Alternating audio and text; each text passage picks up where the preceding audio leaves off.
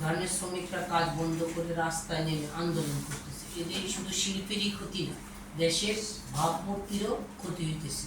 তা আমরা অনুরোধ করবো শ্রমিকদেরকে যে আপনারা যৌক্তিক আন্দোলন যদি থাকে সেটা অবশ্যই আপনারা যারা শ্রমিক প্রতিনিধি আছে তাদের সাথে যোগাযোগ করে যে আন্দোলনটা সামনে নিয়ে আসা যায় সেটা নিয়ে আন্দোলন করে।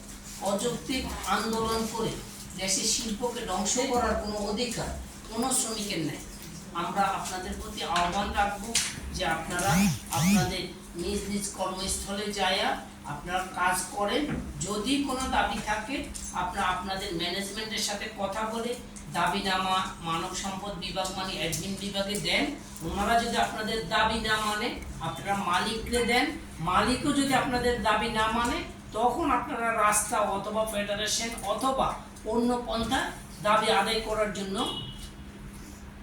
চিন্তা করতে পারে। আপনারা এখন শিল্পকে ধ্বংস করে দেশের ভাবমূর্তি নষ্ট করে এই শিল্পের প্রসারকে ব্যাঘাত ঘটায়া কোনোভাবেই দাবি আদায় করতে পারবেন না বলে আমরা জাতীয় গার্মেন্টস শ্রমিক ফেডারেশন সহ অন্যান্য ফেডারেশন মনে করি আজকের এই আলোচনার মাধ্যমে। সবাইকে ধন্যবাদ। কাজ করেন, দেশকে শিল্প উন্নয়নের জায়গায় নিয়ে যান, এই আহ্বান দেখে আজকের এই আলোচনা এখানে শেষ করছি। ধন্যবাদ। আসসালামু আলাইকুম।